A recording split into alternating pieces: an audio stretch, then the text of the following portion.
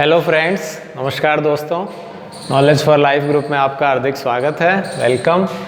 दोस्तों, ये एक इंटरेस्टिंग सा और एज ए आपके न्यूमेरिकल भी मान सकते हैं, क्वेश्चन भी मान सकते हैं और कंसेप्चुअल टाइप एक टॉपिक भी मान सकते हैं। आपसे पूछा है कि जो रेंज है किसमें, प्रोजेक्टाइल मोशन में 2D में, उस पर आप अपनी कमेंट्स कीजिए, यानी कि बताएं कि यह जब थीटा चेंज होगा तो हमेशा यह इंक्रीज होगा, ठीक है, यानी कि बढ़े, या जो थीटा चेंज हो तो फिर घटे, या ये सिंबल आई थिंक क्लियर है, घटकर बढ़े या बढ़कर घटे, increase then decrease, decrease then increase, ठीक है, इंक्रीजेस।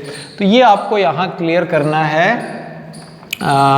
ये मान लीजिए इस तरह से हम यूँ ले रहे हैं और ये थीटा की वैल्यू है, ठीक है, ये इधर एक्स अक्स है और ये वाई एक्स है।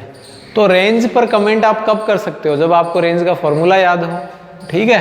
तो रेंज का फॉर्मूला होता है दोस्तों U square sine 2 theta upon g, sine 2 theta upon जी।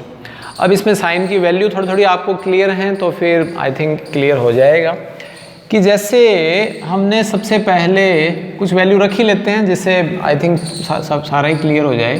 जैसे मान लीजिए थीटा इक्वल्स टू आपने 0 लिया है, थीटा इक्वल्स टू 0 ले लिया, तो फिर साइन 2 थीटा आएगा, तो साइन 0 0 हो जाएगा। इट मीन ये जो है पार्टिकल की कोई रेंज नहीं रहेगी, ठीक है। फिर उसके बाद में आपने थीटा इक्वल्स टू कितना ले लिया, 45 डिग्री ले लिया, ठीक है, 45। जब थीटा इक्वल्स टू 45 लेंगे तो जो आर है, रेंज है, उसकी वैल्यू कितनी हो जाएगी, आर इक्वल्स टू हो जाएगी यू स्क्वायर, कितनी हो जाएगी दोस्तों? हाँ, तो दोस्तों ये साइन 90 हो गया। साइन 90 की वैल्यू कितनी हो गई, 1, तो ये आ जाएगा u square upon g, u square upon g. Clear?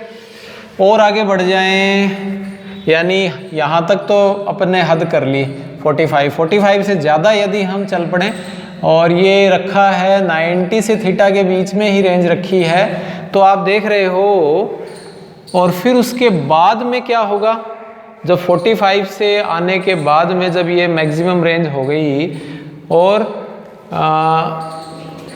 तो यहाँ आप देख रहे हो 0 से और ये 45 तक तो यहाँ हो गया। थर्ड सिचुएशन में हम मान लीजिए थीटा इक्वल्स टू क्या ले लेते हैं, 180 ले लेते हैं। 180 का मतलब पाई ले लेते हैं, ठीक है। पाई का मतलब हमने यूँ नहीं फेंका है, इस बार 45 पर नहीं फेंका है, 90 ले लेते हैं एक बार, तो पाई बाई 2 ही ले लीजिए, 90 पाई बटे 2। तो साइन 90 लेंगे तो साइन कितना हो जाएगा, वो 180, क्यों?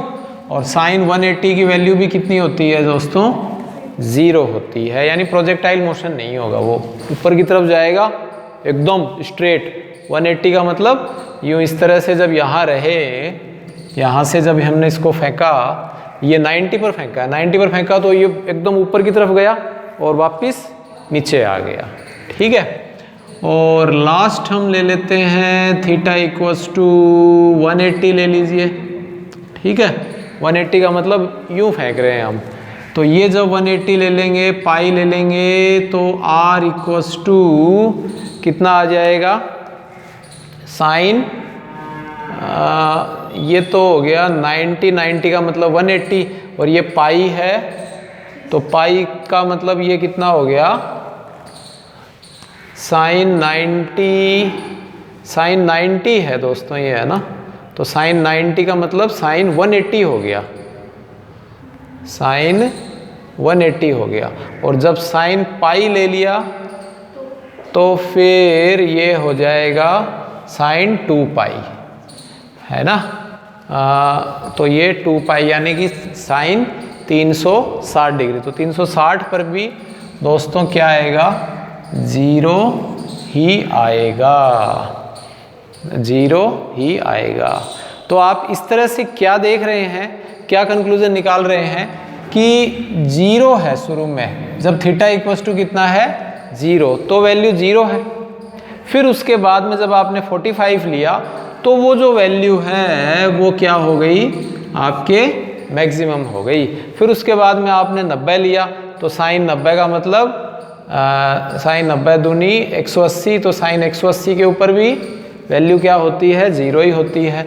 ठीक है, तो ये 0 आ गई। फिर उसके बाद में इससे आगे और बढ़ रहे हैं तो भी 0 ही आ रही है। इसके बीच वाली यदि हम सिचुएशन लेते हैं तब वो वैल्यू जो है माइनस में आ जाएगी। ठीक है, तो ये हम यदि यहाँ इन तीनों का मेनली कंक्लूजन निकालें, किस किस के बीच में, 0 से 90 के बीच में। किसके बीच में है, 0 से 90 माइनस थीटा के बीच में। तो शुरू में वैल्यू 0 से मैक्सिमम हो रही है और फिर मैक्सिमम से कहाँ हो रही है, 0 हो रही है। तो आंसर कौन सा सही है, चौथा सही है। यानी आंसर क्या आ जाएगा कि ये जो वैल्यू ऑफ R, ठीक है, increase fast, increase then decrease, then decrease. ठीक है, तो शुरू में जो R की वैल्यू है वो बढ़ेगी और 45 डिग्री पर मैक्सिमम हो जाएगी। तो इसमें एक और अच्छी बात ये निकल के आती है कि 45 के पास में जिसकी वैल्यू रहती है उसका मान मैक्सिमम रहेगा। नेक्स्ट जो हम एक दो क्वेश्चन करेंगे उसमें ये एक अच्छी बात है। ठीक है, तो ये देखते ही आप उसका क्वेश्चन सॉल्व कर सकते हो फिर कि 45 डिग्री के पास में यदि एंगल हो तो अदर एंगल से कंपेयर करने पर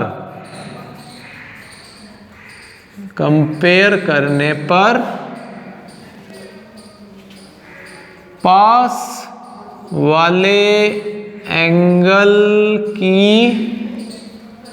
रेंज अधिक होगी। जैसे वो थोड़ा से अपन न्यूमेरिकल के द्वारा जाता है। जैसे मान लीजिए आपको दो एंगल दे दिए, एक तो दे दिया 43 और एक दे दिया 49। एक क्या दे दिए, दो एंगल दे दिए 43, एक को हमने 43 डिग्री से फेंका कोई पार्टिकल को और एक को हमने 49 से फेंका। तो आपसे पूछ लिया कि मैक्सिमम हाइट किसकी होगी, रेंज किसकी होगी मैक्सिमम हाइट की बजाय, तो किसकी होगी, 43 की। 43 की क्यों होगी, क्योंकि 43 45 के नज़दीक है बजाय कि 49 के, क्योंकि 45 में से 2 ही अपन माइनस करना पड़ेगा। यहाँ 49 में से कितना माइनस करना पड़ेगा, 4 करना पड़ेगा ना।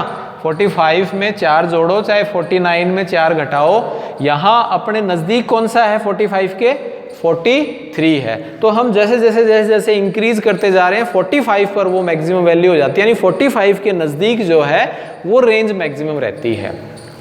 तो ये इस तरह से कंक्लूजन हमने निकाला है। ठीक है, और ये मेरे ख्याल से क्लियर हो गई और इंग्लिश मीडियम वाले बच्चे भी क्लियर कर ले होंगे कि if the angle is near to the 45 degree then the particle value maximum या range is maximum compared to the other angle of particle।